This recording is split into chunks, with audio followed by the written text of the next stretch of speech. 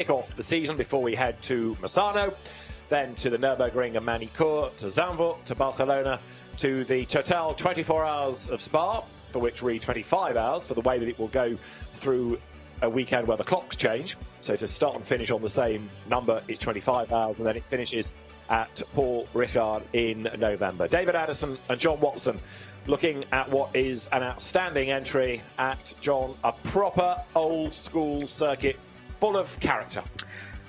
An absolute cracker. And we had a very interesting, quite a busy, quite dramatic at times session earlier this morning. I hope the boys have calmed down. They've got to really start the preparation now for that 1 hour of qualifying that's going to come the back end of the afternoon. But there is the magnificent Imola circuit. Of course, now it has got incarnations, in other words, not carnations, incarnations, called chicanes.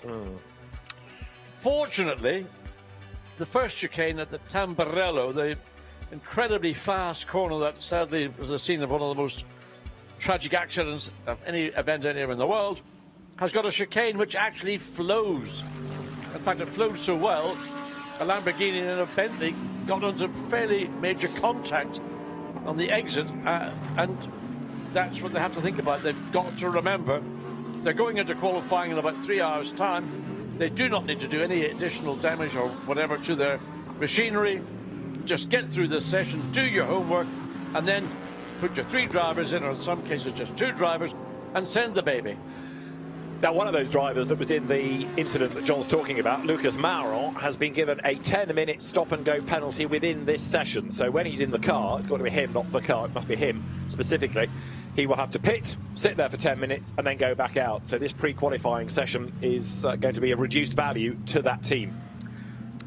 It might seem harsh, but I have to say something has to be done to ensure that drivers respect competitors on the track. Yeah. And albeit maybe Mauron felt that he was being delayed, or the car, the Bentley, was being maybe slightly offline, slightly more slowly than it would normally be, he went for a closing gap, and you never go for a closing gap because there's only going to be one conclusion, and that's the conclusion. We ended up with a 10-minute stop-go penalty. Yeah. And it was avoidable, but when the boys have been sitting back for 4.5 months, chundering away, waiting, sim racing is great.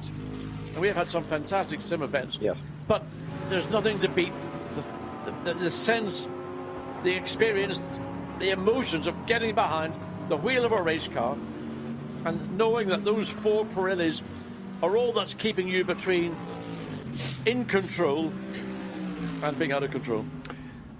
On which note, just to make the point, it is a new Pirelli tyre for this year, a new range of Pirelli's P0 DHE, an evolution of the DHD2, modifications designed to make it more versatile for the wide variety of GT3 cars, new tyres for GT4 as well. We've had already today the free practice period, at the end of which Raffaele Marciello was the fastest, 1 minute 41.655. The point being, as you look at a Mercedes, that it was a Mercedes that topped the times this morning. This is a Mercedes AMG out of a different stable, a new team, HRT, that stands not for the Holden Racing Team, but for Haupt Racing Team, Hubert Haupt's team. He has moved from Black Falcon. With him has come Sean Breslin, who oversaw all of the Black Falcon activities. Black Falcon taking very much a reduced role for, in real terms, domestic German events now, but for international GT racing. New team. It feels the same, looks pretty much the same, but it's got a different name.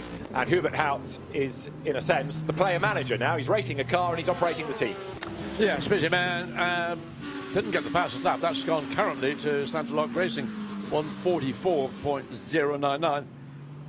Time they have to beat that time from Raffaele Marciello this morning is a 1:41.655, which also happens to be the quickest lap so far this weekend. There is Andrea Caldarelli, the man who sat out the best part of what would be an hour and a bit, in the belief that they'd done all their homework, they were going to save tyres. The minute he went out, there was a red flag, and then a second red flag came at the end of the session. So they ended up probably about 5 laps, or maybe a little bit more, short of the anticipated distance they would have competed. But Andrea, I mean, this team and Andrea, the team principal, dominated 2019, and he's he's going about his business right now, because this is the first flying lap for the 63 Lamborghini, so that'll be interesting to see. Personal best, but no purple. Interestingly, no purple. Maybe just those first two sectors, he wasn't able to get quite the clean lap he would like. We're already being warned about track limits in the case of 25. Marcus Winkelhock, Dorian Boccolacci, Christopher Haas's Audi. And everybody cycling through drivers here. You've got to have qualified the car, so it makes sense to let people, if they can, do laps in pre-qualifying, because the wording still counts, even if you then had a drama in the actual qualifying session and you weren't able to go out there. If you can say, well, I did pre-qualifying, it's got qualifying in the title, then that will carry you through. So Caldarelli is always one to watch. Oops, Bentley off there just ahead of him. Now, which one was that, getting all giddy? Back on the road, but getting in the way. You're looking at much yellow. Just look at the body language of that Mercedes. He wrings the neck. He's got so much confidence in the rear of the car that allows him to be, you might call it, aggressive with all the controls. Marcello goes quickest, not surprisingly, 1:43.159, still just under 2 seconds away from the time he achieved in this session earlier on. Just quickly, the car that was off the road, that Bentley, was the 11 Team Parker Racing Shearguard Mackay Frank Bird car. Now we're watching much yellow, and he's already gone fastest, 1:43.159, and there's a Ferrari off the road up there ahead of him that's going to get in the way potentially, but he's still pressing on. Yeah, the Ferrari's got to stay to the left to give Marcello the chance to get the swing around. Well, the Ferrari was sufficiently far ahead, but it's going to come into play as they climb up the hill. This is quite a steep climb out of Tosa, and then you reach the top and it dips very quickly. Used to it in the old days, cars would get all airy-fairy and light over that crest. Then in Palatense, the wonderful corner all the way down to Acqua Minerale. Palatella. Need to get your braking very accurate, because if you overrun on the initial turn, it's a two-turn part of Acqua Minerale, then you'll be carried off the track. So Marcello getting himself involved with a lot of traffic that's either on out laps or coming in. They would have done just an initial installment lap. The Bentley also running on the slower side. Marcello, lights flashing, get out of my way. Quite rightly too. You know, the Bentley was meandering. Well, at that point, I don't know who was behind the wheel. Looking to see, it is number 3 Bentley Rodrigo Baptista was behind the wheel. If it was wrong, he was still meandering then. Let's see, there it is. Yes, it is Baptista in the background. It was Frank Bird in the Parker Bentley, the Academy car that was off the road a little earlier, just to finish off that. Right, Marcello has fallen, as you see, to 4th fastest. Jim Clark, Klaus Bachler and Arthur Rougier have all gone quicker, and Raffaele Marciello on that lap didn't improve, largely because of the traffic. And this is something else to factor in. 46 cars we have in the entry, which is still a mighty grid, and it's a new circuit for many of them. There's not much room around here, so if you get stuck in a battle pack, you're really going to suffer. Well, it's a 4.9 kilometre circuit, so for 46 cars, of which the majority are very similarly matched in terms of performance, you're going to get a lot of bunching at different points in a lap, whether it's in practice as we're watching now. Qualifying won't be such an issue, one would assume, but still possible. But certainly come the 3-hour event itself. It's a wonderful circuit. Rise, falls, when coming out of here, the Piratella, down the hill, pick up speed all the way. The first part there, you've got to check your speed there to ensure at this point, the second apex, you don't overrun. It's a pinch point at that point of the circuit. Then again, climbing uphill very quickly, all the way up to the Variante Alta. It's got a lot of curving on the right and a lot of curving on the left. And here, that's where you'll get done for track limit abuse. Well, Alessandro Pierguidi, as you see, is pressing on, and he has yet to do a representative lap time. So where is this going to put him? He's on his toes, he's on the curve as well, but the AF Corsa Ferrari heading up towards the timing line. It's run by AF Corsa, although interestingly it is entered in quotes by SMP Racing, which you normally associate with the blue, red and white Russian colours, the Russian drivers. But Pierguidi goes 6th at the end of his first offering of a flying lap. Calum van der Linde is the man who is currently quickest, the 31 Audi. Raffaele Marcello 2nd. Matt Campbell in the first of the Porsche, the GPX Porsche 3rd. Trea Caldarelli, with some pasta sauce, please, has gone 4th quickest. getting past her all the time. He's done a personal and an absolute best on his next lap there for Andrea Caldarelli. So number 63 Lamborghini could be on for the top time at the end of this, traffic permitting. That's the Pro-Am car, last year's Pro-Am champions Hiroshi Hamaguchi, who had a spin this morning, and Phil Keane back together again. And they're both quick. I mean, although it's tempting to overlook this car because it's Pro-Am. Remember what a good job Hamaguchi did in the World Motorsport Games. Absolutely. Yes, indeed. Especially in extremely difficult circumstances. Yeah. Track was wet, then it was dry, then we had a red flag, and then it had to go again, and on it went. And Hamaguchi drove with great measure, I would say, difficult circumstances. So a driver now, as he runs a little bit deep in the Acqua Minerale, well versed in European racing and the European culture, as well as back home in Japan, lets the traffic go, gets back onto the circuit, rejoins as you should, not dangerously. Yeah, so he was aware of traffic around, used the mirrors as much as you can see. In fact, some of these cars use a rear camera or a video camera because the rearward vision from the mirrors actually is so restricted by the rear wing and the architecture of the bodywork. Yeah, I mean, that's the problem coming into Acqua Minerale. If you don't check the speed before you get to the first turn point, then you will rust. You can't hold the car in, and if you try to hold it in, you'll probably end up spinning it. Saved it well in that case. Oh! Who's gone quickest? It'll be Andrea Caldarelli, will it? My man with a pasta sauce. So Caldarelli goes quickest, 1 minute 42.416. We barely saw that car in free practice this morning, saving tyres. Now it starts to count. Now they can usefully use the rubber. Andrea Caldarelli is there, boom, straight to the top of the times. This is Jonathan Hui, incidentally, in the Tempesta Racing Ferrari Sky livery car. Just to finish on there, Andrea Caldarelli, sort of insight. I mean, not only is he a very good, very capable racing driver, he's a smart guy. And all the rationale behind not going out in the first part of the pre-practice session this morning was to hold back. They've got information on the car, on the circuit. By holding back tyres, that gives them slightly better options, and that's partly, if not totally, the reason why currently they've ended up quickest by just over a tenth of a second from Kelvin van der Linde in the lead Audi. Well, there is Hui. That is, as I say, another of the AF Corsa fleet of cars, but it's a Pro-Am entry. Eddie Cheever, the next, will also be the third driver of that car. Eddie Cheever Jr. was your contemporary, and this is the next in the line. Yep, probably. I don't know how many, what do you call them, Cheevers there are. Yeah. I mean, Eddie Cheever Jr. and his dad, they had a gym in Rome. That was Eddie Cheever Sr.'s business. He had a gym, and then somehow or other Eddie Jr. led into motor racing.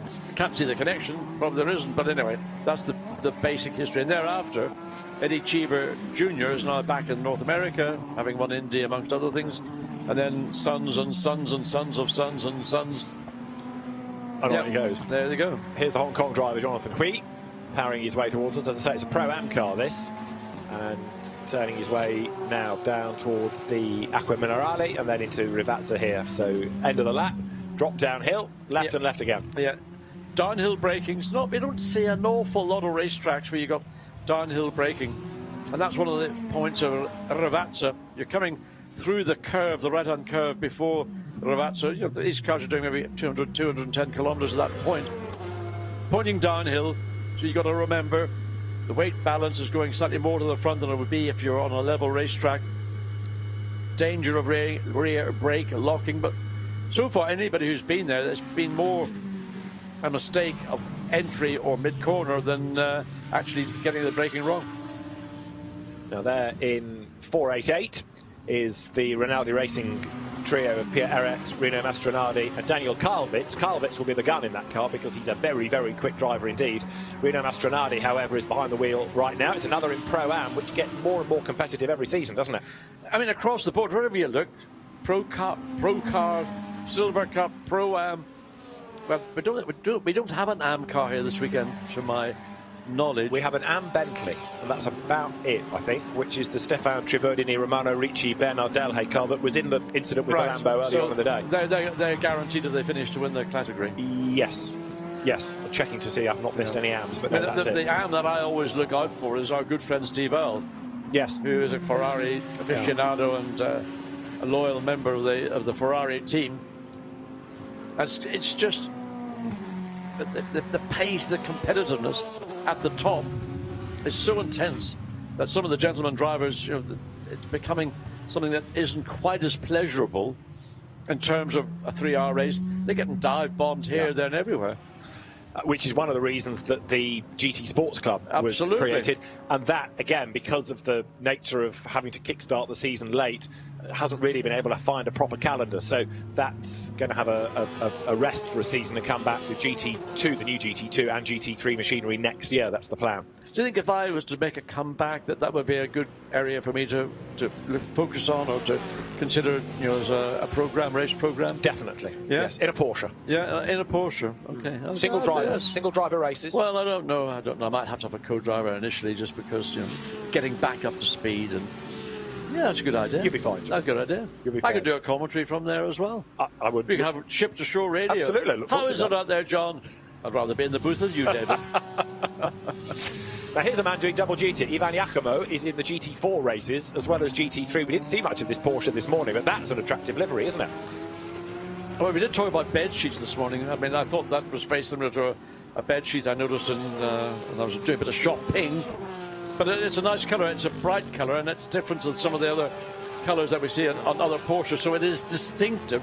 And from a commentator's perspective, a car that stands out is always going to be a favourite. But what's interesting is how many more Porsches we've got this year, and not just with works drivers. Here you've got an amateur crew, if you like. It's a proper privateer entry. This car, it runs in Pro-Am.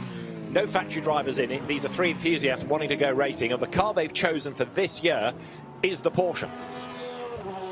I mean, look, you're talking to the converted in this one. I agree. I don't know what this car is like to drive in terms of the dynamics, the ease, or whatever. One thing I know for sure, that, say, the AMG Mercedes is almost the ideal car for, let's say, a Pro-Am or something, because the car is just so forgiving, and the nature of the layout. The Porsche is, of course, the engine hanging out the back, not even, ahead of the rear wheels. Design over development, development over design is the byword of this 56-year-old design, and it's still able to be competitive in the hands of amateurs. So, I mean, I'm delighted. The more Porsche there are, for me, the better. Everybody on the pit wall looking slightly different, of course. Team clothing, yes, but also face masks obligatory, and that'll have an effect, of course, on the scenes as drivers swap during the driver changes, and of course podium ceremonies will look very different. Now, John was very attracted to this livery this morning, and it was what really started the bedsheet conversation. That was the Lamborghini I liked. It was the Barber Lamborghini. Yeah, but I thought you approved of that one. No, I didn't really get a look. I didn't change. No, that one. Is this Tom Onslow Cole? It is. I suppose it goes with the territory, doesn't it? It's another car that stands out. It does. And I mean, I'm delighted that we're seeing, colour schemes that are. Well, where did that one come from? Is that somebody's bad dream, or did somebody pay a fortune to have it? Whatever it is, again, it's striking. A lot of pink in the car, and you've got that bold red at the back of the offside door, lots of blue. I mean, it's almost like a Roy Lichtenstein painting. It's a little bit. Well, thoughts on Twitter, if you're watching all of this. Your favourite livery, what you think of some of them? Are they good? Are they bad? Are they weird? Are they to be encouraged? Let's have some thoughts, shall we? Because there are many that are, let's say, breaking the mould, and here is one of them. Yeah, and I would be happy if we saw more innovation, put it that way. If you've got a car that is a sponsored car, a title sponsored car, that then is what's going to dominate your external paint scheme. But if the car is, as in the case here with Tom Onslow Cole, I don't know if that represents a brand or a product. If it is, I'd like to know what it is. I wouldn't mind trying it either. I think Ramon Voss is the money behind all of this, and therefore he doesn't need to advertise anything, so they can pretty much paint the car as they so desire. But even so, it's something different. Yes. Well, you know what? Mercedes is a very conservative company, and everything they do is very much the colours you choose a Mercedes. Not exactly the most exciting. Tell me about it right now. I'm looking at them myself. But that is something, be bold. Let's have colours that you'll go, wow, that stands out.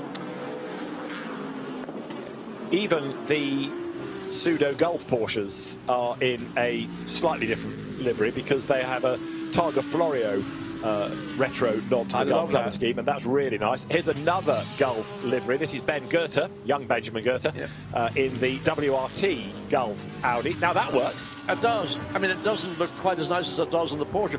And the reason that Porsche have chosen the Targa Florio is the particular car that Porsche had such success in the Targa Florio was the 908/3, which was the incarnation of the 908, where you sat actually your feet were front, your feet were ahead of the front wheels. So there were 3 different variations on that orange and Gulf blue theme. So that's why they've chosen to go down that route. I think it's great. Yeah. I mean, it's a striking design. It looks great when it captures your eye. The bright fluorescent orange and the sort of the duck egg blue of the Gulf blue. It's nice as well, but there's always that respect of the heritage of the brand as well. Like at Le Mans 2 or 3 years ago when you had the Pink Pig and the Rothmans tribute liveries as well. Absolutely. So it's nice that the heritage is not forgotten. Ben Goethe, now part of the driver stable owned by Nicolas Manassion and Jamie Campbell-Walter. Jamie particularly, of course, with a good SRO link, FIA GT champion. Stuart Hall, his mentor, his driver coach, is part of this driving force. So Ben, you could argue he's in an easier car to adapt to than the Porsche that he had his travails with last season. I think he'll make some good progress this year. I think he's a year older. I don't know whether the Audi is any easier or less easy to drive than the Porsche. I think it's just simply the more miles he gets under his backside, and the more experience, if he's got good people around him to help him understand what he needs to do as opposed to what he was doing. You know, it's not about just getting in and nailing a racing car. You've got to go through an apprenticeship. There is that Targa Florio retrospective look. That's great, isn't it? Yeah, I mean, there's not a lot of orange on the nose. Some of them have got a very bold chevron on the front of the nose, which is the one that I think really stands out of all 3 designs. This is the first time we've been able all season in GT terms to talk about Louis Delatraz in a real car, because even though we've talked about him winning races and winning championships in the SRO Esports GT series, graphics were brilliant, yes, but that was in a virtual car in a virtual championship, and he was very impressive in that. If he can sort of take that, when he just dominated, if you can take that quality and translate it into a race here this weekend, I was just watching the way his inputs on the sim, the steering wheel, all the pedal movements, very, very smooth and very progressive. There was no sort of aggravation, no aggressiveness, and that's what stood out to me with Delatraz. And I think that, you know, he's got a car that's capable of winning this race. Wow, Bentley back end getting a bit wayward. Frank Bird having to get the lock on, get out of the throttle just to check up. You see just how much the nose dips under braking coming into Ravazza. Now this car had a spin early in the session, went off the road. See a bit of the tape there, flailing away at the back. It's the Bentley Academy car, effectively, that's run by Team Parker Racing, Stuart Parker's squad. And this is a team in for a really busy next few weeks, because not only is there GT World Challenge Europe that they run in, there's also British GT in which they run, and the British Touring Car Championship. So every weekend from now to the end of August is not only back-to-back racing. Some weekends they've got 2 programs across 2 circuits. So which Bentley are they running in BTCC? It's got a funny BMW badge on the nose. That one doesn't count. I see. One of those Bentleys, is it? Yes.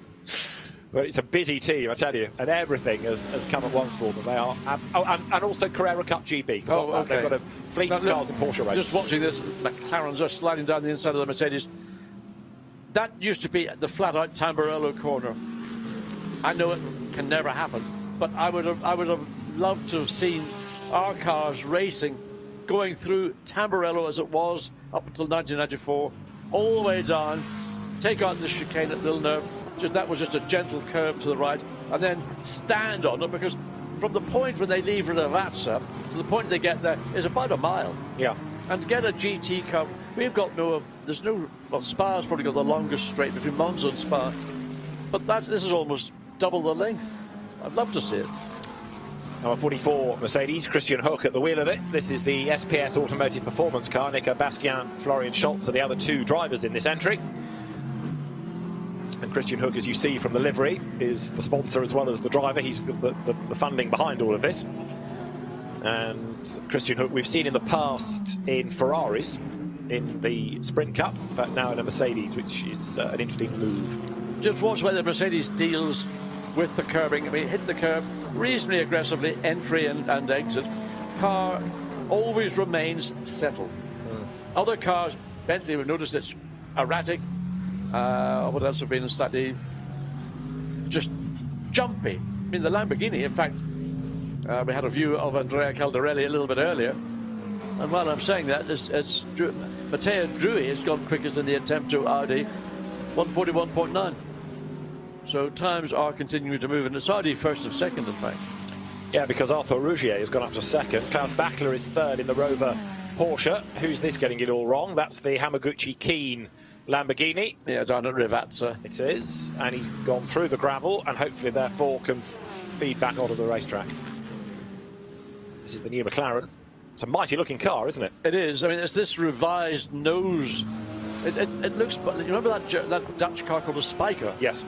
Every time I look at the front, who's got a Spiker? It's just the 720, that's the model this particular race car is based upon. It's a different front end, a lot more air getting in, obviously, to the radiators. And it's a big car. I mean, as I mentioned earlier in the broadcast, having seen the Jensen Button Rocket Racing run by Bob Neville, and the car must be about 7 feet wide. Lewis Williamson, another single-seater convert. We've seen him in GT racing with the Stracker squad of late, with McLarens, but here he is with the EMA Group 59 Racing entry. Martin Kodrich and Ben Barnicoat, the other two drivers on board this car. It's an Australian entrant team. Ben Barnicoat, another race winner out of the Esports Championship over the lockdown months, will, as ever, absolutely fly in this car. Lewis Williamson, he's not hanging about, is he? Personal best in the middle sector. So 26th he is at the moment. Where is this car going to end up? In the pit lane? Yeah, There's also a meatball flag going out, the mechanical warning flag for 23, the Lucas Maron, Kiko Galbiati, Giovanni Venturini Lamborghini. Mechanical problem that they may not be aware of. K-Pax, American team, come to Europe this year, and this is the Rodrigo Baptista, Maxime Soulet, Jules Gounon entry. 33 Audi pressing on. That's the Brokers Hall and Goethe WRT car. Look at that. That's the exit of Piratella, and it's not very far down the road before you get into the first of the two parts of Acqua Minerale. And it's that rise and fall that gives the character, this racetrack, the character. I mean, I suppose you could maybe equate this in some ways to Italy's version of Brands Hatch, which has got similar, but this is a bigger circuit, it's a larger scale, and it's a higher speed circuit as well, in spite of the chicanes.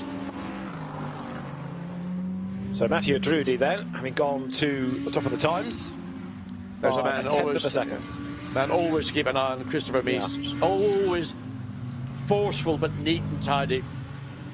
Not seeing anything, obviously it's the first lap out, but 17 seconds plus in the first sector, so this is about to go on to a flying lap for the German driver. So Christopher Mies, let's have a look and see, he's found a little bit of clear track.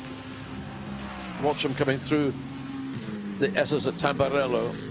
How does he place the car? Runs the curve a little bit. No, he doesn't. He stays away from it.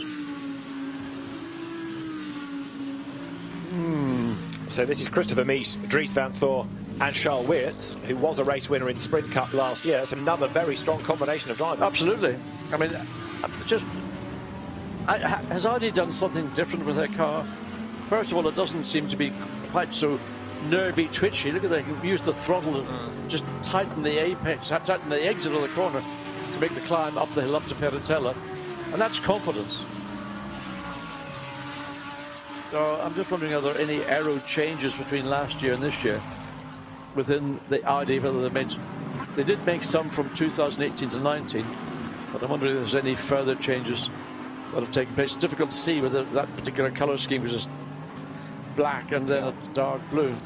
So he's not going to be too happy coming up to the back of the Lamborghini unless he can get through before they get down. A lot of curb on the inside there. Again, using the throttle to tighten the exit as he came off that very anti-Alta. He's going to get snookered now coming down the hill because the Lambo is going to be right in the part of the racetrack that Christopher Mies is going to want. The only good thing is he might pick up a little bit of a benefit from being behind. So the headlights you can see flashing, please don't impede me. So what has Christopher Mies completed his first flying lap in? 43.2. So not an improvement, stays 19th on the timing order. Just off the top 20. Yeah. What this is also proving is how frantic qualifying is going to be. Big slide from 66 there. That's now Fred Verviche at the wheel. That's the fastest car in the session. But Fred Verviche getting a bit giddy there, going out of the Tamburello part of the circuit at the start of the lap. But you see the problems of getting caught up behind the traffic. I mean, you get one car that's maybe just a couple of seconds off the pace. And where do you find a way to get past it without losing your momentum? So it's how many cars have we got out on track currently? Looks about half the field, I would say. There's 46 on the entry, 45 have been out in the session. So again, there's one that we haven't accounted for yet. Well, we know it's not going to be the 63 Lamborghini, which was the case this morning when they waited until the closing third of that session before they went out. Fred Verviche driving the car hard. I mean, he's not sparing anything on the Audi. Coming up behind the Sky-sponsored Ferrari. I don't know who's behind the wheels at Froggaard or... As we look inside. It's Mirko Bortolotti, new recruit at Audi. Yeah. Different overalls, different look of the helmet. Centrally contracted driver, I would imagine. All the perks and goodies that might go with that. Well, Fred Verviche is an Audi factory driver. You see the backing on the side of the car from Kim Louis Schramm's father's business. He's coming up to the line. The Tempesta Ferrari bails, and to the timing line goes Fred Verviche. He's done a personal best in the middle sector on the previous lap, but he's coming over the timing line now, and he stays top. And in fact, for him, did two personal bests, not the cars, but his own personal best there, because he's recently into it in sectors 2 and 3. 1:40.1956 is the best lap. That was a 42. So he's got time to get onto terms with Drudy, but he will do so. And there is also in the WRT stable the number 31 entry. That's the bio-circle car. That's the one that Bortolotti will be driving. But that time that we've just been watching would have been the equivalent of 14th if it was to count, but still standing 1:41.956, what 4/10 off the time we saw earlier today. Again, I suspect that the tyre that the teams are running, they will try to hold back as much as possible. Now, whether they will put on a brand new set of tyres or whatever they've got remaining of the sets that they've run that are in the best condition to get close to what they might simulate before they go into qualifying. Qualifying is going to be later this afternoon, so track temperatures now, it's now coming up to 1:45 in the afternoon, are going to be probably about as warm as they're going to get. But by the time you get to 5:30 when or 5 o'clock or 5:30 when qualifying starts, then the track's probably going to be just on the beginning of that dip off the high temperature peak. I mean, talking about colourful liveries, here's another one, the Barwell Lamborghini number 77. This is the Leo Machitsky car that he shares with Rob Collard and Sandy Mitchell, and it is the young Scot, Sandy Mitchell, behind the wheel. We've also been talking about the Ram Racing Mercedes, and it's very spectacular livery, designed by the Czech artist Michal Škapa. Well, there you go. There you go. I wonder who designed the Lamborghini one. It's got Mark Lemmer's crayons all over it. I was going to say, did he get the old paint panel down? Or he got the paint gun out. That'll be it. That'll be it. It works. It does look like it does look like a pack of highlighter pens, I'll grant you. You may remember, David, years ago, BMW made a car called a Z1. Yes. Which had plastic body panels. So you could interchange. You could buy your car in one colour, but buy a spare set of panels and just take the one colour off. And so it's almost as if they've got a set of panels of a different colour, and just, well, we have a bit of green, a bit of yellow, a bit of blue. But again, I think it brings literally and metaphorically a colour. We're talking about it. Exactly. No, it works. Yeah. We're picking it up on camera. We like it. The camera likes it. And Sandy Mitchell is a very quick driver anyway. Sandy raced for Barwell in the Endurance Cup last year in World Challenge Europe. He was also a race winner in the Super Trofeo North America, runner-up in the World Final. It was a tie-break, which ultimately had to be decided slightly quirkily on the number of wins you'd had in your domestic championship. And the people that won had been in a weaker series but had more wins. But Sandy Mitchell is very accomplished indeed. So is Chris Goodwin. He's been around the block a few times as Chris. He shares with Alexander West and Johnny Adam, and it's a Pro-Am car, and he's in traffic. Yeah, he needs to get through the traffic, and he's got pressure from behind with the Rover Racing, which it was potentially a quicker car per lap. So Chris will be hunkering down behind the wheel. Very workmanlike. There's the Porsche. And Chris, actually, well done, because you did the right thing. You saw the quicker car coming, you pulled over. It didn't really affect Chris Goodwin's time dramatically, but it allowed the quicker car to go through, and it went through on the racing line. So good work. That's good driving from Chris Goodwin.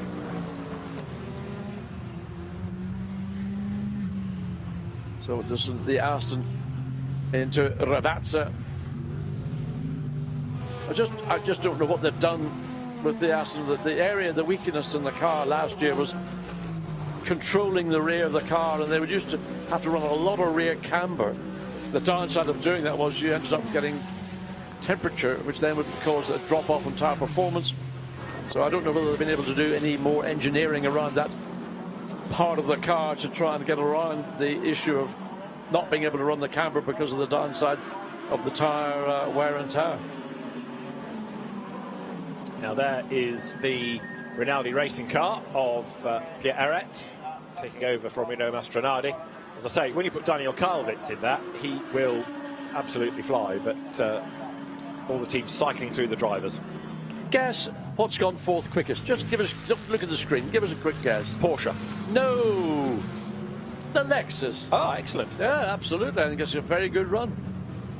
Very good. Now, what about the BMW? Gilles Vanellay's at the wheel. Gilles is doing GT3 and GT4 races this weekend. Nick Yellerly is the gun for hire in that car. But and there it is, the matte black, orange and white. The Boutsen Gignon entry. It'd be nice to see BMW, a single entry here, get a result, not just only in its class, but just on pure merit and pure pace.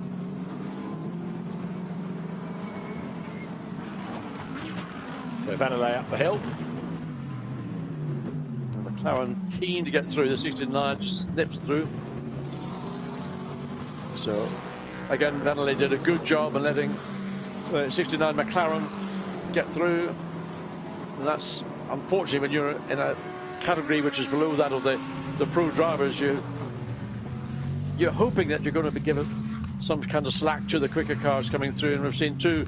Chris Goodwin has done it now, Vanellay likewise in the BMW. So they're using their mirrors, mainly they're using their heads, and not maybe encouraging a driver to take a punt into a closing gap, which is always going to end up in tears anyway.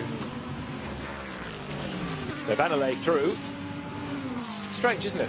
Only one BMW on the grid. However, it's good that it is here because it's another brand and it's added variety to what has always been one of the big selling points of sports car racing, GT racing, the different shapes, sizes, and of course sounds.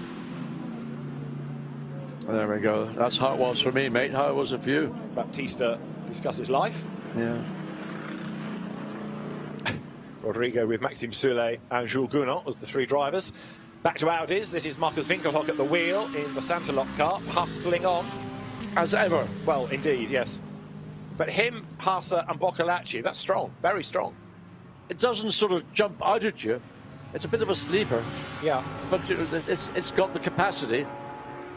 You know, in this race on Sunday, there'll be a lot of unforced errors. People will do things, particularly maybe in desperation, maybe because somebody else was in desperation, they got involved in it. But, you know, that car is one of those cars that can certainly end up on the podium without very much trouble. We mentioned Spiker earlier on. It was for Spiker in his one Grand Prix that Marcus Winkelhock led, of course, in the rain-affected and stopped German Grand Prix. It was his first Grand Prix, and he led, I think it maybe was a lap or a couple of laps. But yeah. if you look at the stats, how many drivers in their first Grand Prix have actually led it? Exactly. And that's, Marcus is obviously very proud of it. His late father, Manfred, of course, was a driver for the Zach Speed Ford or Zach Speed team with a Ford Zach Speed variation of that turbocharged engine. And his uncle, British touring car champion, Joachim Winkelhock, Smoking Joe. Anyway, Smoking Joe. Yeah, another great character. The totem pole at the moment is showing you who is behind the wheel, not necessarily who has done the time, but you look at that bearing in mind that it's 1/3 of the entry for most cars, and it's so many names. Gosh, look at him. Gosh, it's proper, this. I shouldn't be surprised because we get used to it, but because of the global situation these last few months, inevitably drivers, teams, brands, they've all had to have a bit of a think and a reset and recategorise priorities. But to have what we have as the entry is still absolutely outstanding. Oh, I mean, it's such a year of uncertainty. We don't know what was going to happen. Will events be allowed to take place? The fact that we've got, I think, a stellar entry here, 46 cars, and it's quality all the way through. And just watching Marcus Finkelhock as you switch back to other cars, was nailing it all the way. And Suchek in number 9 Bentley. This is what Imola looks like. Yeah, one of the few right-hand drive cars taking part this weekend, so through to the brand, and Andy. Anyway, he got away with that one, and on the brakes into Tosa. Usually a mate to little apex, then let the car just slide out, run that curve on the outside, the red, white and green for Italy, and then up the hill, up to the top, and then that sort of flattening off the plateau. Then Perrottelli, first apex, let the car float out to the outside, and then come in at sort of a very much softer apex. Down the hill, now get under the throttle to check the speed before you enter what is actually the second part of the corner, and that is the Acqua Minerale itself. So Andy Suchek, everything in control, looking good.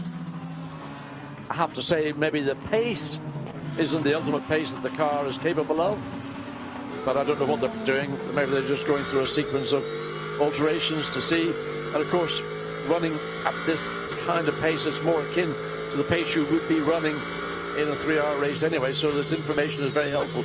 Down into Ravazza, watch the curve, watch the exit, don't catch the sand trap on the outside. Then Ravazza too. Again, I love the exit of second Ravazza, and into the pit lane comes Andy Suchek. It's a pretty narrow pit lane, isn't it? It is. It is. And how far down does he have to slowly make his way? Ideally, you want to be at pit out, don't you? Because then as your pit stop is finished, you just accelerate, blast straight out. Clement Seiler, we talked about in the context of graduating from GT4 to GT3 this morning in the free practice period. He's on track again, and he's got a crowded house ahead of him. He gets past the Rinaldi Ferrari here. But Clement Seiler has taken over the car that is second in the times at the moment. Yeah, and he did a good job, because the Ferrari was on the inside in the entry into the Villeneuve chicane, and he went round the outside, but then put him in pole position to take the track away from the Ferrari when they would turn right to exit out of the Villeneuve chicane. So, using your brain, not just your feet, is quite important. So Seiler drops down the hill. Aston Martin for Pro Speed last year in GT4 rides the curve, but looking pretty safe at the moment, pretty good behind the wheel of a GT3 car on this graduation. His father, very well-connected marketeer within motorsport for many, many years. And Clement Seiler, who had a bit of two-wheel background before he came into car racing, accelerating on now. Racetrack a little bit on the busy side. If you want to do a test, focus on trying to get... So he pulls over and, in fact, decides to bail. So I suspect he's going to make his way back to the pits, deciding that there's no point in continuing with the program that we're on right now, with all these cars, some behind, some ahead. So will he decide to enter the pit lane or just look for a bit of track position? And he's going to look for a bit of track position and reset and have another go. So this is the car that Arthur Rougier had gone second fastest with earlier on. Not suggesting that Clement Seiler will necessarily match his pace, but he will get faster and faster and faster. Now, Dennis Lind is always a star. He came to prominence really by winning Super Trofeo Europe a few years ago, but he is a GT Series Asia champion, race winner in the Endurance Cup in GT World Challenge Europe last year, and another important part of the Lamborghini family. Yeah, I remember at Monza, it was 18 or 19. Over the curve, how aggressive Dennis can you be? You're going to lose the time if you keep doing it there in the exit of Variante Alta. But in wet conditions, that Lamborghini, or the 3.6, whatever it was, had traction out of the first chicane like nothing had. I mean, Dennis Lynn, super driver, the pair of them, the car and the driver, just were in a world of their own. He's already been a race winner in the UK this year in the GT Cup with Michael Igo in a Lamborghini. We think he's set to do some British GT races, commitments allowing, so he's becoming one of those plug-and-play Lamborghini drivers, and 7th biggest his. So this is on board with Dennis Lynn. Let's see what this lap's going to be like, John. So into Tamburello, left, right, and then a lovely easing, freeing, opening exit. Still probably doing 160 or so kilometres on the exit of the chicane, then a sprint down to, I mean, it's more like a breathe going into the Villeneuve chicane. Then you have to brake to turn right, then pick up the throttle, accelerate hard up to Tosa. Now what's happening? The meandering Mercedes, I would have said that's the doors open. Then all of a sudden it just closed. The rhythm that Dennis Lynn had built up has now been lost. It's taken him all the way up the hill, up to Penatella, to find himself in a position which he should not have been in on the entry into Tosa. Runs the curve, the car wobbles around a little bit. It's interesting that the tyre development, the way Pirelli are going, is particularly for cars like the Audi and the Lamborghini to give them more rear end stability, which is something that on occasions the car made the car slightly more uncomfortable to drive. Up into Variante Alta, took a lot of curve. Whoa! Track limit! Like I needed to tell him. Socially distant from the track limits there, way out wide Dennis Lynn. It looks an aggressive lap, but actually the sector times not illustrating that the pace is all that good. This is Ravazza 1. Yeah, into Ravazza 1, then Ravazza 2. I mean, maybe a little bit of overdriving. The last time coming out of Tosa for sure. Yeah. So that would have accounted for maybe 2 or 3 tenths of a second. Takes a lot of the white line and the painted green as they come down pit straight up. He's doing more of that. I've seen, maybe it's the on-board, gives you a different perspective of it. They're down to Tamburello once again. Hits the brakes, that's the turn in. I think he's backed out of it. No, maybe not, just was. Yeah. It didn't sound like he was hard on it. Even a slow Dennis Lynn is quicker than many, so it tricks you a little bit. Thomas Neubauer in the Lexus, this car run by Tech 1 Racing, the Sarah and Simon Abadai team. And it's going nicely, that car, isn't it? Again, it's sort of slipping under the radar. Just the pace all of a sudden was there. Just looking to see where it is now. 4th fastest, yeah. Thomas Neubauer. If you remember last year, we had Fabian Barthez driving the car, and it was a year of development, but here you've got 3 gun drivers. It's going to go. It's got all the ingredients. I mean, it's a mid-engine, front-engine GT car. Toyota produced a fantastic engine. That's the owner of the Lexus brand. And as long as you've got your mechanicals, and I mean, I suspect when the car was manufactured, there was a certain element, because this is what the Japanese Toyota Lexus race in their Super, whatever they call it in Japan. Super GT. Super GT. So there will have been an element of let's make it in such a way that we can adapt it for road use, but focus on making it a very, very good chassis, a racing chassis. All right, well, here comes Neubauer then, heading up towards the timing line. He'll break the beam. Will he go any quicker? No. The answer is no. He had got 2 personal bests to his name on that lap, but it was his first flying lap, really. So that's why he was doing personal best sectors, because he hadn't been in the car hitherto. It's not the car's optimum lap, that is for sure. But it does look rapid. And it looks good. I mean, again, the car looks as if it's a relatively user-friendly car. It's not snappy. It's not nose pointy. You find speed in a car, you need something that is a part of you. So when you turn the wheel, you're not thinking, well, what's it going to do this time? I mean, my view is always when you turn the wheel is to put the dynamics of the car as far back into the rear of the car as possible. And if you can do that with comfort and confidence, then you should ordinarily have a quick car.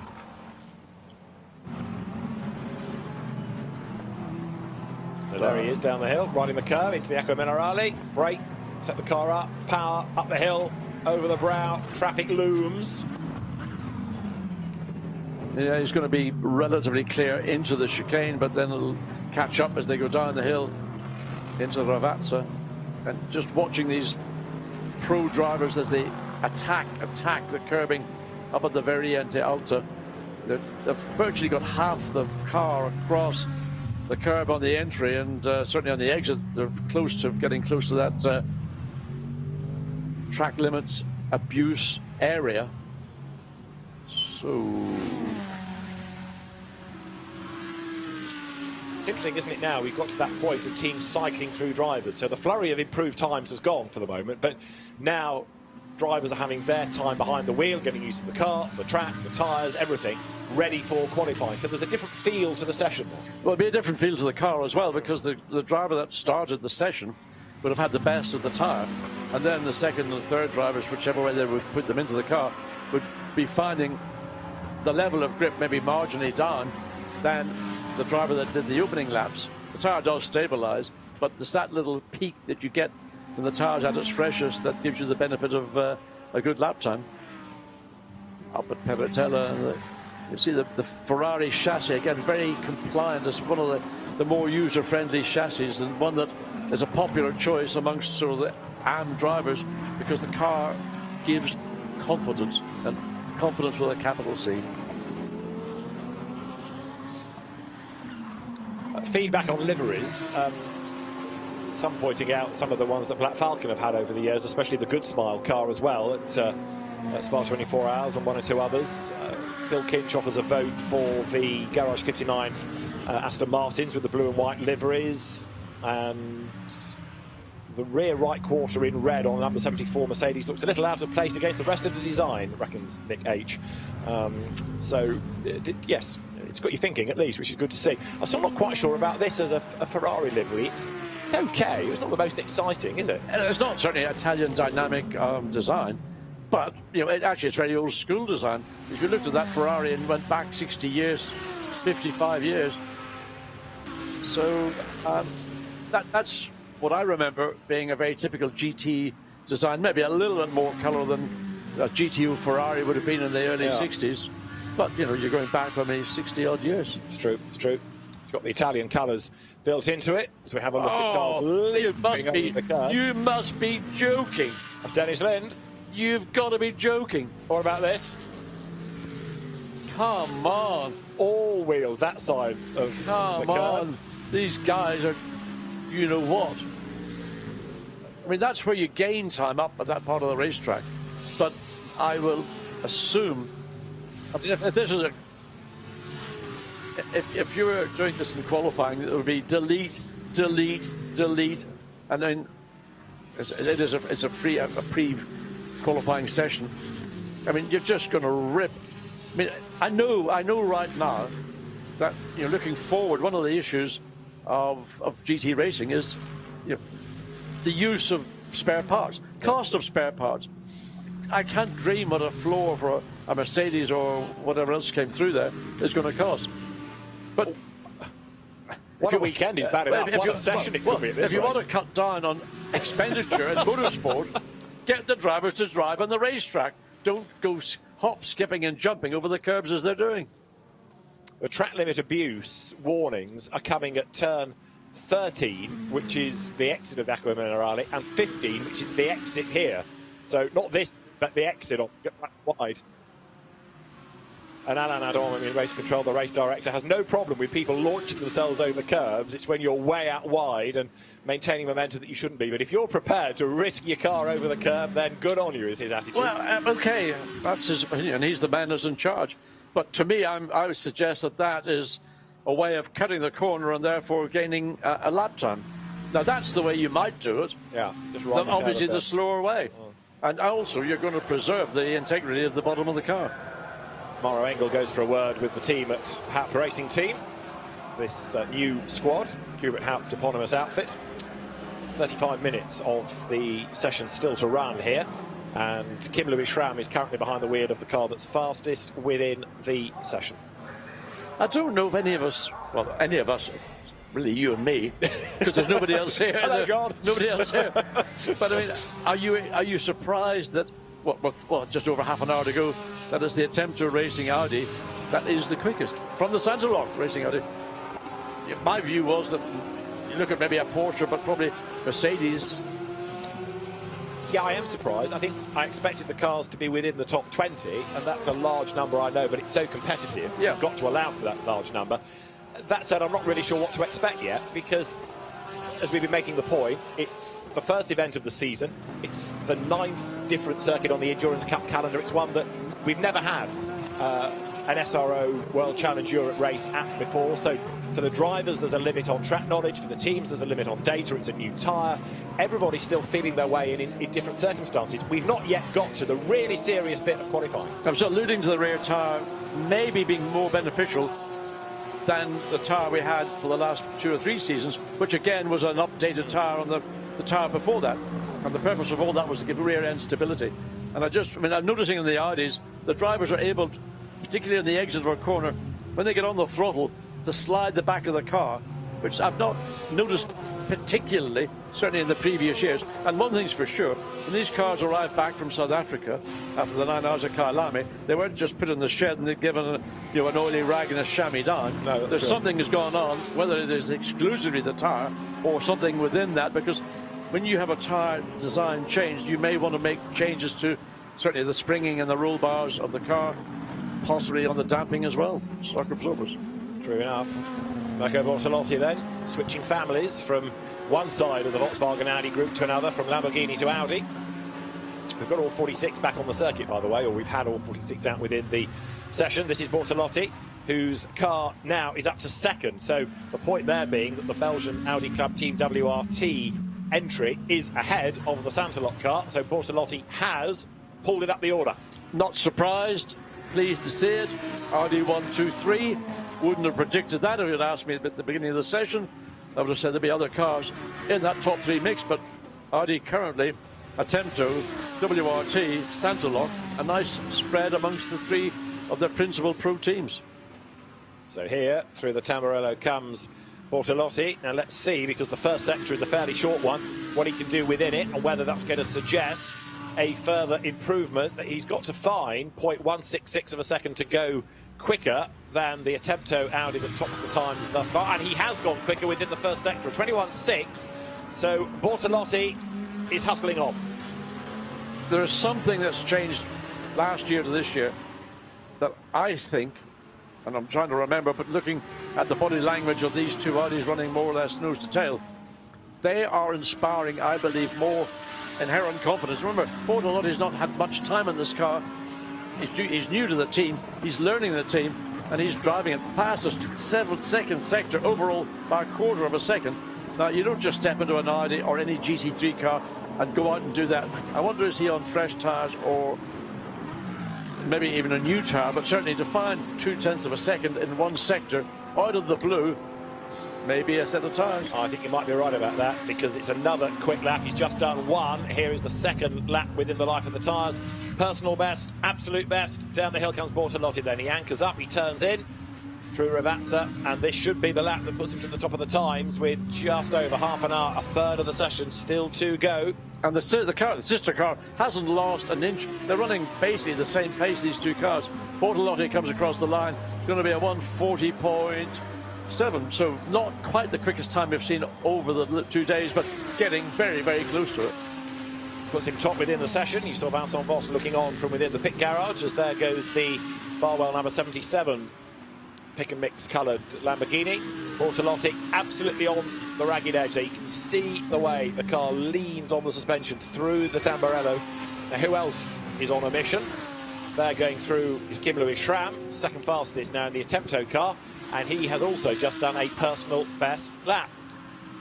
I'd like to go down and speak to Vincent Voss. I'd have to put my sunglasses on because his smile would be so wide, the light would be reflecting off it. He must be a very happy man. They've got something. They've changed something in these cars, and that's reflecting right now the fact that 3 of them are in the top 3.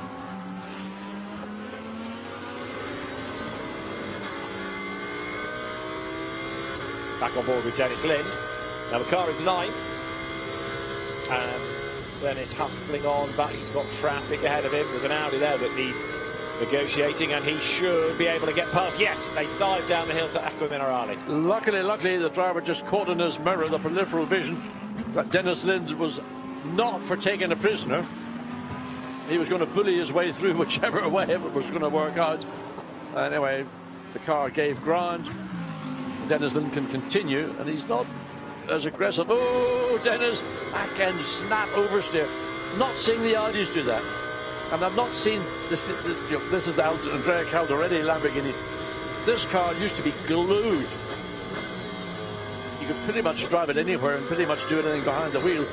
It's certainly being hustled, and at certain points in the track, it's not really enjoying it. Is he going to stay out? He is. So he's not coming in to have any adjustments. He's going to try and drive through the problem. Of course, there's always going to be a compromise here, isn't there? You've got three drivers who might want the car slightly differently set up for their preference. You've got to find that compromise across the board. Well, that's called teamwork, but racing drivers are not necessarily always team players. No. They're quite selfish. In fact, often they're totally selfish. I mean, I could write a book on how to be selfish in motor racing. It's the sort of byword, I'm a team player, in brackets, but I'm a selfish one. When it suits me. Yeah, exactly. So Martin Kodrich, who won with Dennis Lind, in fact, GT Series Asia a couple of years back, then moved to McLaren. Here he is in this EMA Group 59 Racing entered car, the AF Engineering team operating it, Australian squad. Ben Barnicoat joining Lewis Williamson and Martin Kodrich as part of the driving force. That should be there or thereabouts. Yeah, it's a nice. Oh, he wanted to go through, coming up into Peratella, but the Audi did not give grant. You know, it's one of those again driver lineups that's a sort of lowish profile, but you've got three outstanding drivers, each of whom can do anything. I mean, Ben Barnicoat, we know what he can do behind the wheel of a McLaren. So again, flying slightly below the radar might be a surprise when we get into qualifying. Oh, how messy was that? How messy was that? And he does get out of the way in the end, but through comes Martin Kodrich, another graduate of Super Trofeo, but switching brands within GT3 Racing. So now down the hill, heading towards Ravazza. 18th this car is, for the moment. But again, how much do you read into a pre-qualifying session like this, where the aim is to get the drivers through, scrubbing some tyres maybe, but also to get them some track knowledge. So Kodrich decides, you know, that was a wasted lap. I could do another flying lap, but clock's ticking down, 27.5 minutes remaining. Leo Maciski gets into the Lamborghini in its coat of many colours. Oh, even the driver's overalls are quite bright and sunny. Yes. Is that the car that Rob Collard's in? It is, yes. It's a bit of a sort of contradiction, isn't it? Rob will do all right. No, I meant just, I wouldn't imagine Rob be somebody comfortable wearing bright yellow overalls. Oh, I don't know. He's had some natty suits in his touring car. Is he a bit of a mover and a shaker then? Definitely. Oh, okay. Yeah, okay. You'd be surprised. Put the lights down, they'll get the old Gucci's on the dance floor or whatever. Yeah. Conversations going on within Audi and WRT in readiness for the next stint. Marco Bortolotti giving over that car. I tell you what's slightly disconcerting here, John, is that Porsches have dropped away a little bit. 8th is the quicker of them now, which is the Rover car of Julian Andlauer. And Bentley, not... Oh, yeah, no, I'll tell you a lie. Bentley 4th, Alvaro Perrin. I was going to say they're not really at the races, but they have got a car up there. I mean, I know I'm an old cynic and all that, but teams have got a program. They're going to go through the program at different parts, different points in a 90-minute session. They're hanging back. They will have their sets of tyres. Hopefully they'll have 3 new sets of tyres for each of the 3 drivers. They may recycle one of those sets. They might keep 2 new sets and try and run the second run, for example, on the set that had been run on the first run, whatever way around. But everything is being held back because what is going to be important is that 1 hour qualifying. And it's going to be exciting. Alex Acker here, son of the team principal Arkin Acker in the Attempto Audi, comes up over the line. 3 turns, and this car 7th fastest, number 55, which is the car that he shares with Tommaso Mosca and Nicola Schurl. It's a good time for that car. So Dennis Lind is finally back into the pit lane in the 63. As we look now, where are we? 90. Oh, this is down at the Villeneuve. Jorge Cabezas. I got to get the tongue bit. Cabezas. Yes. Yes, another year of GT World Challenge Europe, another hour or two with the pronunciation guide. We'll get there by the end of the season. Caritas then up through the Panatella, plunges down the hill the other side now. So he says finding wood to touch. We haven't had too many dramas in this. We've not had people facing the wrong way. We've not had people in the gravel yet. They're all behaving themselves, John, so far. Yeah, there's been a few that have had a go. Yeah. In a couple of moments you thought, oh, that looks a bit, could be a bit nasty, but so far just everybody's driving themselves back in. I mean, how many of these drivers actually have driven, in anger in the car that they're representing here, the team they're representing, until they got here? Yeah, I mean, one or two will have done, well, more than that, but some will have done the Bathurst 12 hours. Then there was the hiatus. There's been a bit of testing. Some drivers have been out in the first, what's it now called, Nürburgring Endurance Series, the old VLN races. But yeah, for many of them, this is the first time for many, many, many months that they will have been in action. And for Kebatas, first time he's raced in World Challenge Europe, so he's new to the car, the track, the circuit, the culture, the format, everything. Maybe the food. Yeah. Don't mention the food. Well, he's in traffic right now, so food for thought is how he's going to get past. Got the Golf, one of the Golf Porsches behind. Sounds good, doesn't it, just saying that? I mean, I think that's the iconic 1970-71 season when they wiped the floor, and good old Enzo produced a car which was not the match of the 917s. Did win one race in Sebring in 1970, more to do with unreliability in the part of the 917s, which was rather unusual. Nevertheless, Mario Andretti, and who was he co-driving with? Steve McQueen came second. That sort of tells you the... Steve McQueen and Peter Revson were second in the 908. Yes. But Mario won it with, I'm trying to remember. Or as they say in America, Mario.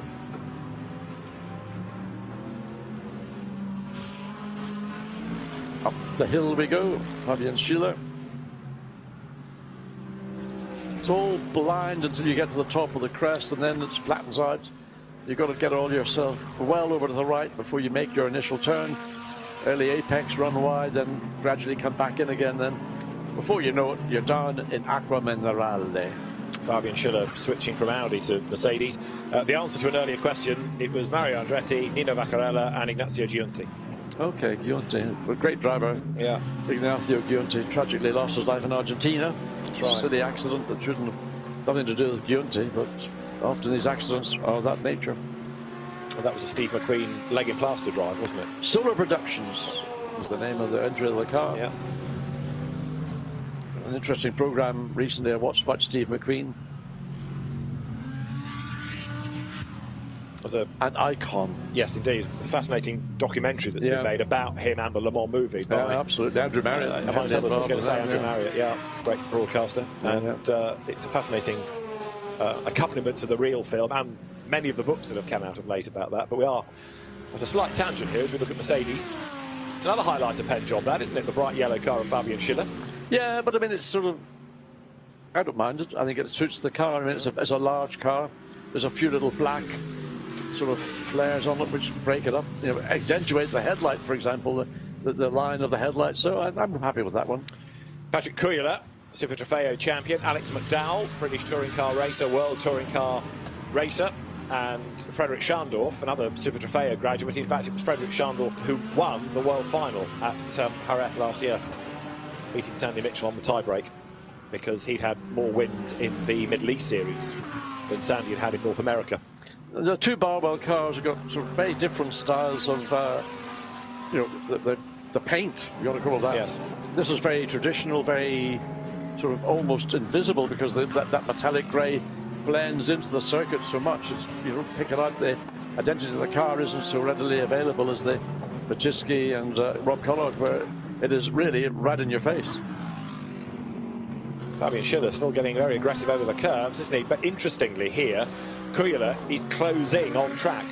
He's getting nearer and nearer to the back of the Mercedes as he comes down to Rivatsa now. 20 minutes of the session to go, as you see on the clock. Kujala up the curve here. Yeah. Really notice when they get on the brakes, on that downhill brake, how much the nose dips, and the back end must be getting perilously close to getting loose. So Kujala comes cross line. What's his lap time? 43.4 on this lap. So that would actually have him outside of the top 20 based on that last lap time. But no doubt this is just a run. Go out and do a 5-lap or a 10-lap run. You know, how much fuel's on board is another factor. We don't know what teams are doing fuel-wise. And that's another important element of doing your preparation, because so much of the race is run with full tanks to 3/4 to half. There's the Porsche.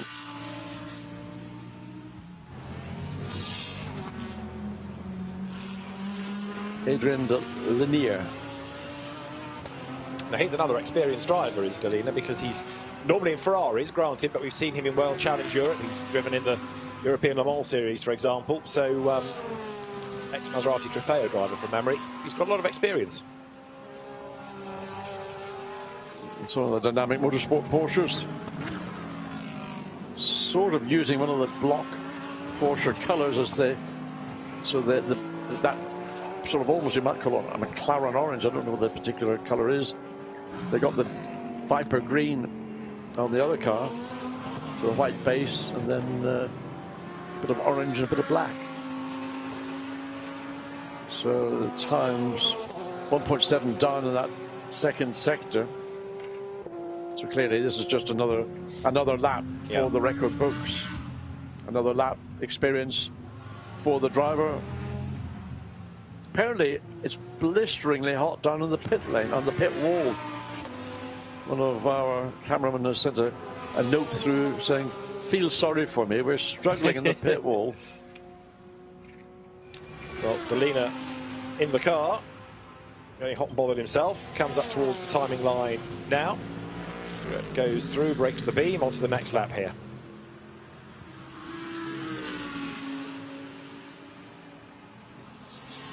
The Porsche, nice change of direction. I don't know how quick it's going, but certainly the car changed direction reasonably comfortably and not giving the driver too much of a hassle, as it's when they hit the curbs on the inside of the Villeneuve chicane, that sets the car off on that sort of ratcheting movement, the vertical ratcheting movement that you get.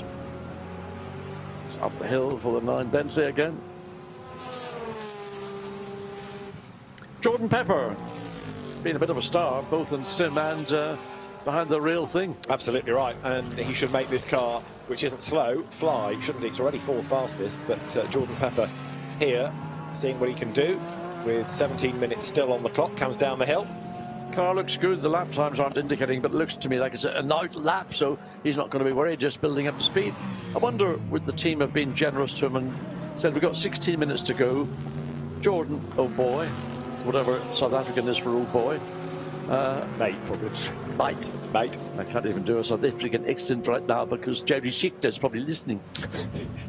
Anyway, down the hill. And so let's have a look. Oh, way off. Jordan, what are you doing? Okay, it's an out lap, doesn't matter. But he'll note that himself. I'm sure he didn't intend to be that little bit wide from the apex. Now, into the pit lane. Yeah. So maybe he has got an issue. Because certainly, maybe that was an in-lap, not a flying lap we picked up on. So the times are certainly way, way down. A little straight cut gearbox winding away. Winds even more than me at times.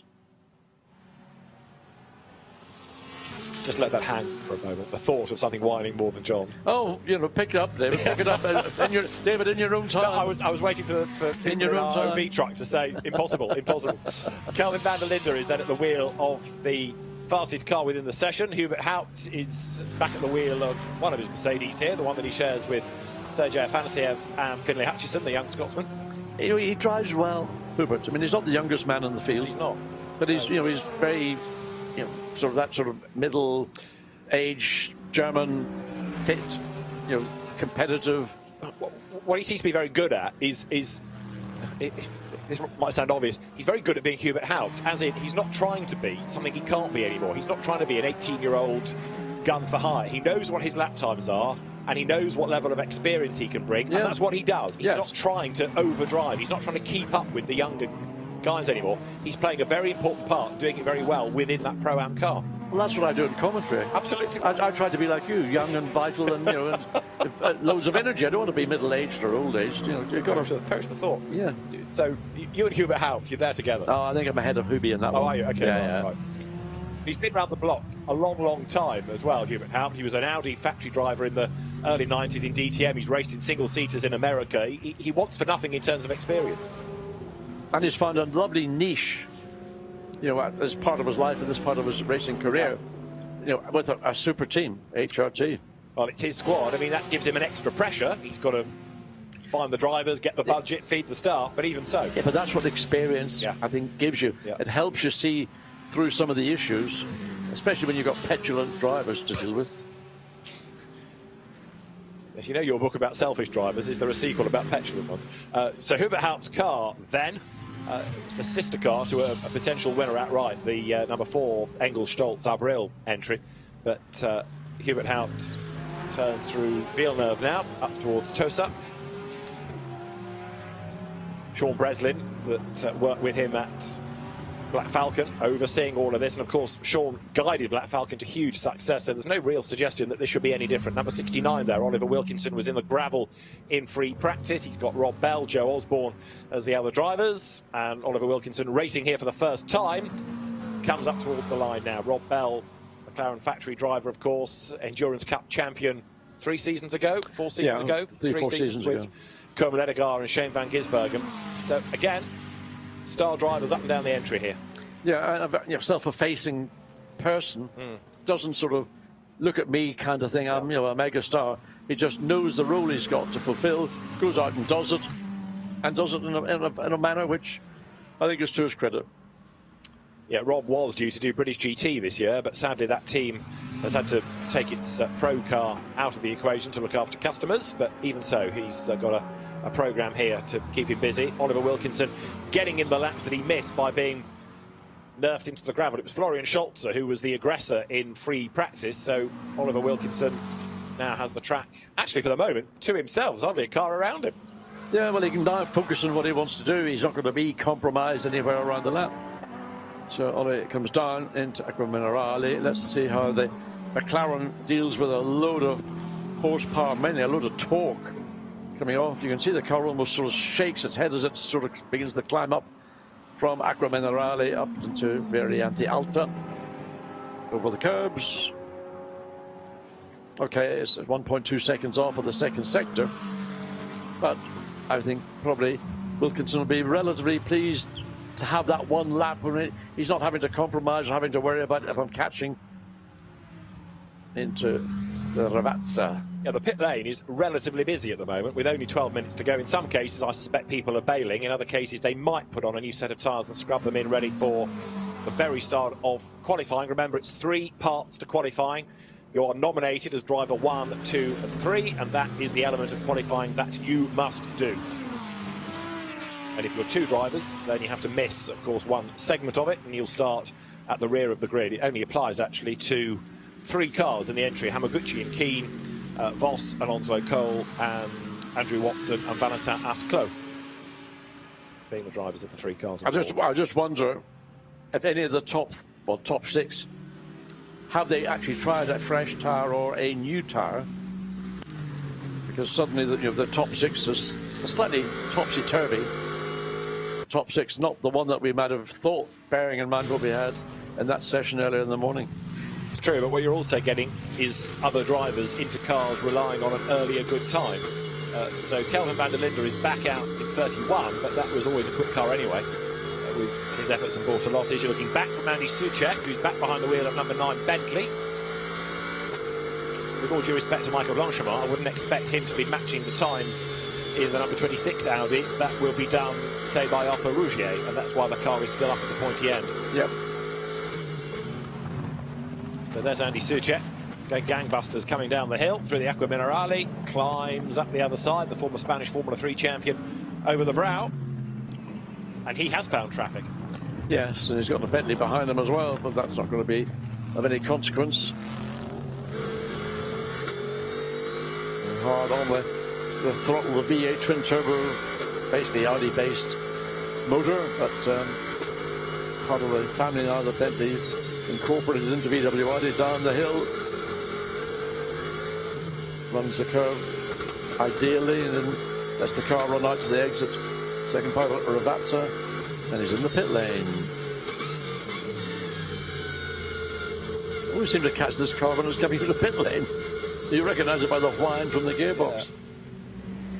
So they can do some practice pit stops. They can get used again to being well drilled within the pit lane. As there, Fabian Schiller's Mercedes thunders through. That has now got Alessio Lorandi behind the wheel of it, 6th fastest. 107 Bentley there is from the CMR team. This is Petru Umbarescu, Pierre-Alexander Jean and Seb Morris, and it's the North Wales driver Seb Morris behind the wheel at the moment. Sort of an unusual lineup. I thought maybe Seb Morris might have found him in a car with a better balance, maybe matching his potential or his own ability. Question mark. Well, Pierre-Alexander Jean, very, very quick. Remember how good he was in Bahrain in the GT4 Alpine those 2 seasons back? Yeah, but different world. Yeah, and Umbarescu is developing all the time. It'll be okay, this car. I think it's going to be the fastest. Do you not think Seb out there might have been slightly, or not slightly disappointed, but maybe hoping for something to his level, or even above his own level, to help him even progress further? Possibly. I'm not sure how the deal in truth came about. I think he's been placed into the car by Bentley. So there you go, there's your drive. That's what you're going to do. Shut up and get on with it. Well, to a degree. More or less. Yes. And that's true of lots of factory drivers for different manufacturers, isn't it? It is. I mean, very often, if you're a centrally contracted driver to a manufacturer, part of the deal is they tell you where you're going to drive. If you don't like it, then give us the keys back. Absolutely. I mean, an example of that to a degree in British GT terms is Johnny Adam, because he keeps getting all these different co-drivers. Every time Johnny has won the British GT Championship, it's been with a different co-driver. I'm not surprised. You know, and he works with them, and he develops with them, and he gets the time out of them, and he makes them quicker. And you can anticipate Seb Morris doing the job properly as well to do that. Ben Barnacle with his mask on. Is that Ben Barnacle? I think that says if you can read this, you're too close or something. Yes, so no, it's not Ben Barnacle. Kelvin van der Linde, Mirko Bortolotti, WRT. Right, 188. We've been talking about Johnny Adam. This is his car. I think Johnny's behind the wheel of it, isn't he? Well, I think it is. Yes. Well, the way I was going to say, just the way the car was, looking at the way the car exited out of the chicane, there's somebody behind the wheel who knows what to do and how, with a little bit more carrying more natural pace. Great character, Johnny Adam. Very, very quick driver. Rarely makes mistakes. Great ambassador for Aston Martin. He's come up the hard way. He's not done this with mega money. He's just worked very, very, very hard at it and has come good. Epitome of what a professional racing driver should be. A good example of many kids who might fancy a bit of motor racing out of boredom, whatever else they struggle with these days. And Johnny Adam would be, the perfect mentor, coach, whichever. Give them the odd slap when they get out of order. Started off in Formula Ford, and as a knock-hill instructor, it was Gordon Shedden who said, as the single-seater budget wasn't looking too promising, have you thought about touring car racing? And Johnny hadn't, and then he did think about it, and he went off and he won the SEAT Championship a couple of times, and the Clio title, and had a year in the VTCC, and then did a shift across to GT racing, and he's never looked back. Most important thing, he's made a living out of doing it. Yeah. And it's one thing to go motor racing and then have a weekday job, but if you can make a career and a living at the same time, you can't have a lot more in life. So as we've been saying, multiple British GT champion. He's had to stand down from that this year, partly because of COVID-19 and partly because clashing dates as well means that TF Sport can't do every round, so he needs to concentrate on Le Mans that weekend, sadly. Right, more driver changes just at the very end. Practice pit stops, always worth doing. You might think, there's only 5 minutes to go, let's park the car. But actually, these practice pit stops, all good to get everybody, if you like, match fit for tomorrow. Metronomic, that's the word. Make sure that every pit stop is the same as the last. I mean, I'm assuming the last was a good one. Well, indeed, yes. And a pit stop is, for the purposes of this weekend, 80 seconds to pit in, to pit out. And of course, you will see, under, to use the ghastly phrase, the new normal, the cars being sanitised, one driver out, one driver in, so they have to be cleaned, and all that factored into within the 80-second pit stop time. Yeah, the one, I suppose, benefit at Imola is it's a relatively easy in and out pit lane. And certainly if you're at the far end of the pit lane, which would be, in my view, the prime position, the pole position in the pit lane. Once you get rolling, you can get straight on it, and then it's just a flat-out run down to Tamburello. Hamaguchi back on track, 42nd with the Pro-Am FFF Racing Team Lamborghini coming down the hill. We're looking at the message line from race control. We've had a few warnings about track limits. Surprise! But we haven't had a report of a car going off the road after 16 minutes into the session. That's not bad going. Well, I think, yes, you're right. It's good going. This clearly, everybody stepped up, recognised that there are areas where they could have improved and they have improved. So, that's good. That's what we want. We don't want to see these sessions being interspersed by red flag periods when you're about to go out and do a run, all of a sudden red flag, and the emotions a driver will go through.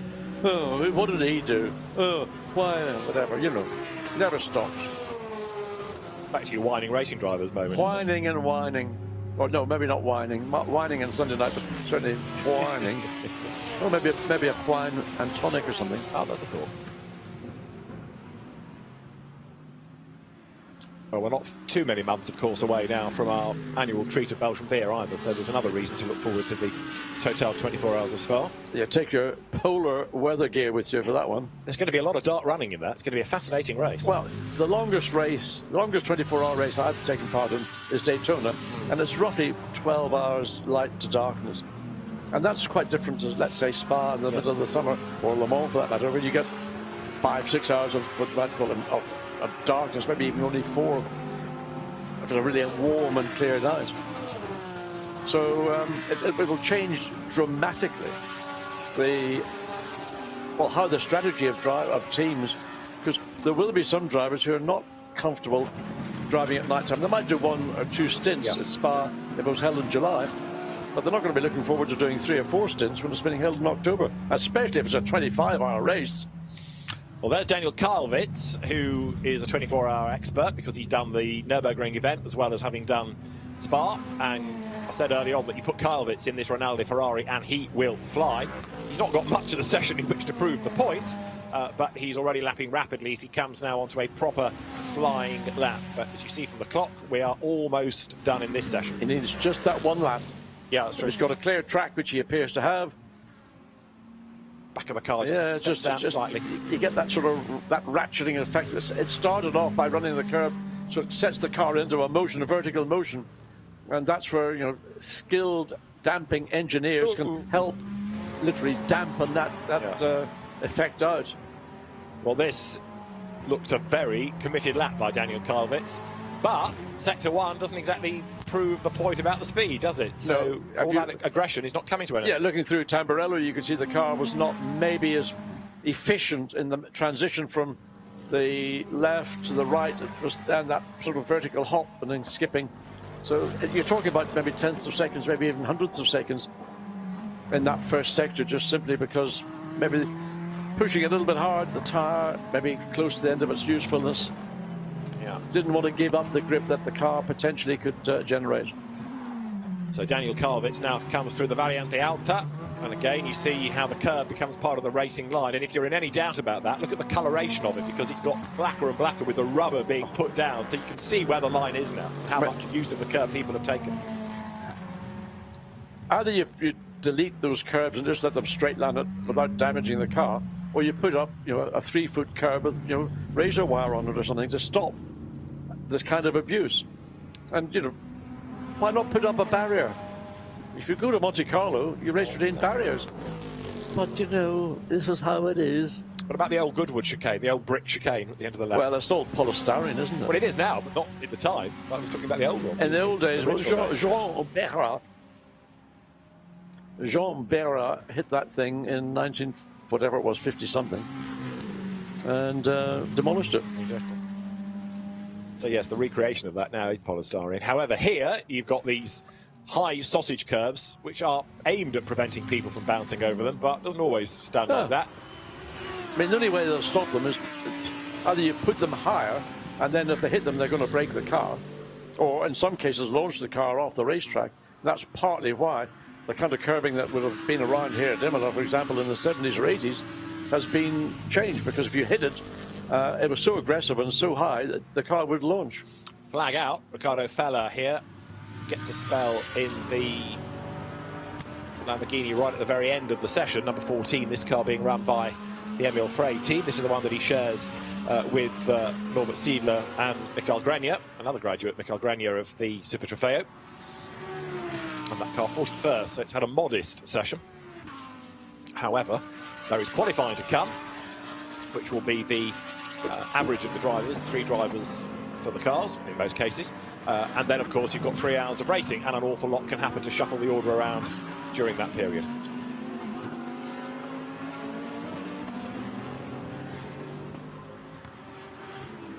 I wonder what the annual budget is for body panels, external and, you know, the panel, if you like to call it the carbon fiber floor. Yeah. It must be absolutely astronomical.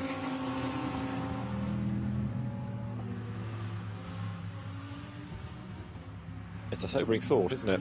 And it's something else that all the teams have to consider when planning a budget, planning a season with the drivers. Whoops, bit of a slide from Fellows. One of the issues that's evolving is that, you know, these cars are carrying insurance, yes, but the cost of insurance is now becoming really, really extreme because the cost of the parts, the replacement parts, it's non-stop.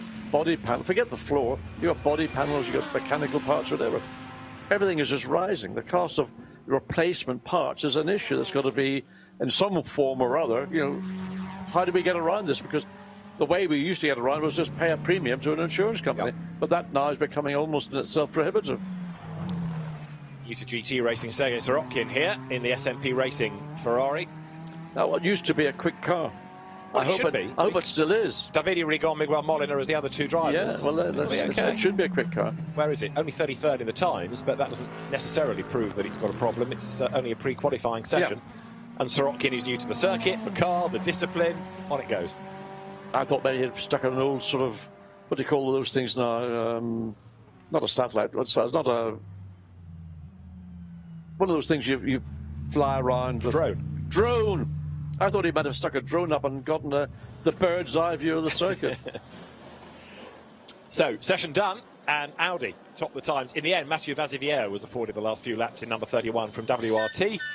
There it is. That's the car that's quickest. It's been a while, it feels, since we talked about WRT being top in a session or even winning races, dare one say. Last year, the cupboard was pretty barren as far as successful the GT team was concerned. There was the distraction of the DTM last season, which will be there as well this year, but even so, the GT team in need of a boost this year.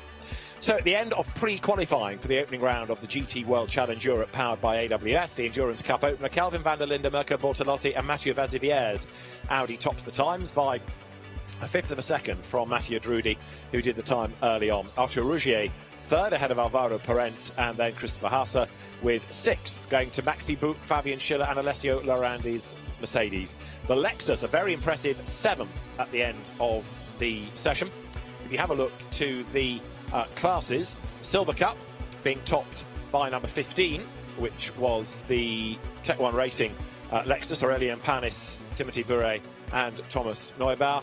Pro-Am, that was topped by Blanchemin, Seiler and Rougier, and the sole Am car that we have, the 108 Bentley of Bernard Delhay, Romano Ricci and Stefan Tribodini.